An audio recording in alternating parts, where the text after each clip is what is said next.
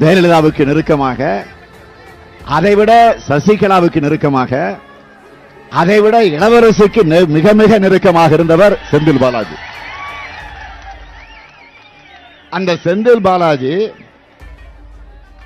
அமைச்சரவை 15 முறை ஏற்கனவே மாத்தி அமைச்சாங்க. அப்பெல்லாம் அவரை மாத்தல, சீனியர் அமைச்சர்லாம் மாத்தினாங்க. ஆனா இந்த ஜூனியர் அமைச்சரை மாத்திரம் மாத்தல. இடையில அந்த அம்மா ஜெயிலுக்கு போனப்போ யார முதலமைச்சராக இந்த ஆண்டு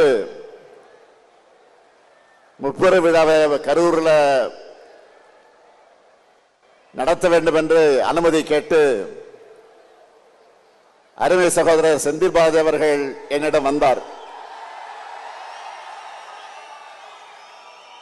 நானும் ஒப்புதல் அளித்தேன். பொதுக்கூட்டம்னு சொல்லிட்டு மாபெரும் எழுச்சி மாநாட்டையே இங்கே ஏற்பாடு செஞ்சிருக்கிறார் செயல் வீரர் செந்தில் பாலாஜி அவர்கள்.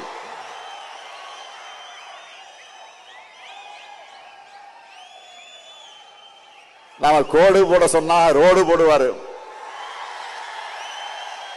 நீங்களா பார்த்திருப்பீங்க.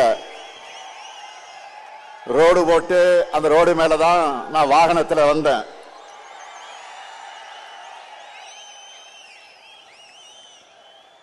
மேற்கு மண்டலத்தில் எதிரிகளுக்கெல்லாம் ஒரு சிம்ம சொப்பனமாக இருக்கக்கூடியவர் தான் நம்முடைய செந்தில் பாலாஜி அவர்கள்.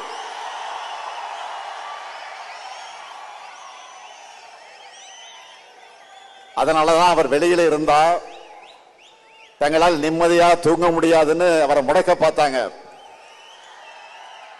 ஆனா அவரை முடக்க முடியுமா? எடுத்த பணியை வெற்றிகரமா முடிச்சு காட்டுவார். நான் உறுதியா சொல்றேன்,